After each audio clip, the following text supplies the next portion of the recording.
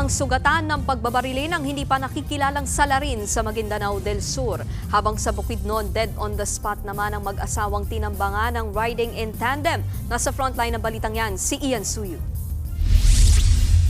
Nakahandusay at wala ng buhay ang mag-asawang ito ng datnan ng mga otoridad sa Malaybalay City, Bukidnon kahapon, pasado alas 3 ng hapon.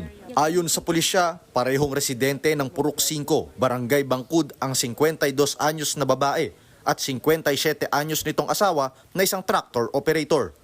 Kwento ng mga kaanak ng biktima, pauwi na ang mag-asawa matapos magtabas ng tubo. Habang sakay ng kanilang motorsiklo, bigla na lang daw silang hinarang at pinaulanan ng bala ng riding in tandem. Dead on the spot ang mga biktima matapos mapuruhan sa ulo at katawan. Blanco ang mga kaanak ng biktima sa motibo ng pananambang.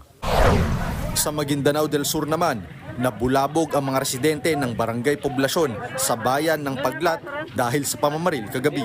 3 ang sugatan sa insidente.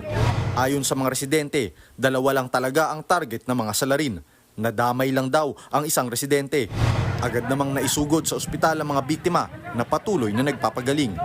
Patuloy pa ang investigasyon ng mga otoridad para matukoy ang mga salarin at motibo sa magkahiwalay na krimen. Nagbabalita mula sa Frontline, Ian Suyu, News 5. Mga kapatid, Nikki de Guzman po, iba na ang may alam at may pakialam sa panahon ngayon. Para sa tuloy-tuloy na balitaan sa Frontline kahit weekend, mag-follow at mag-subscribe sa social media pages ng News 5.